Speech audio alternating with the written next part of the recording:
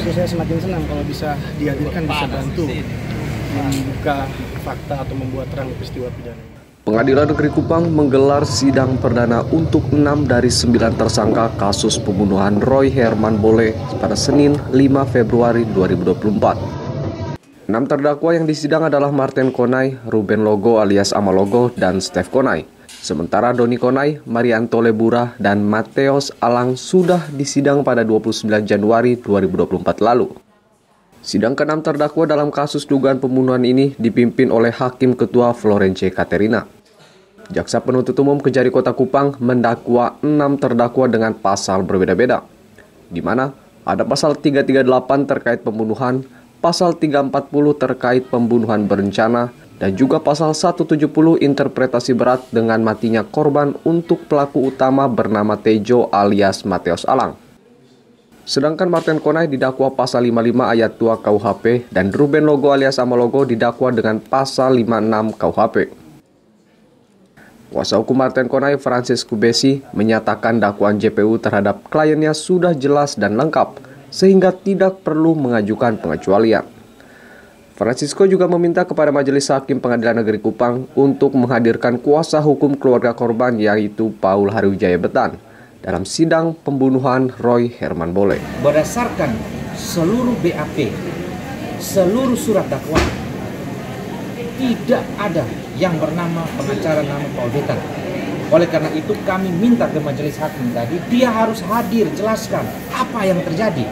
Karena mohon maaf, yang saksi tadi si Richard itu tidak lebih dari orang yang hanya ikut-ikut, kawal, tidak paham.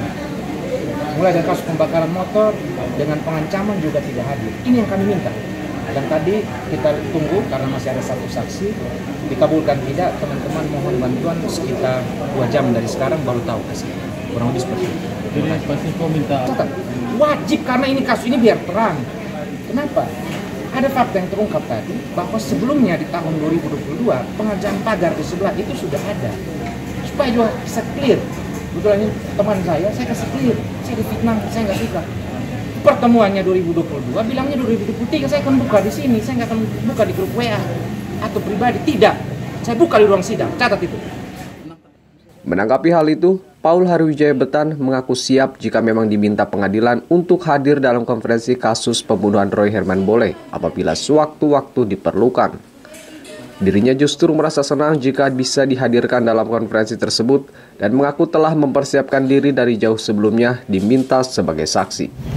Kalau memang saya diharuskan hadir, tentunya itu perintah undang-undang, sesuai dengan aturan hukum, pasti saya akan hadir. Jadi bukan hal yang perlu dikhawatirkan atau apapun itu. Biasanya justru saya semakin senang kalau bisa dihadirkan, bisa bantu membuka fakta atau membuat terang peristiwa pidana ini. Seperti itu.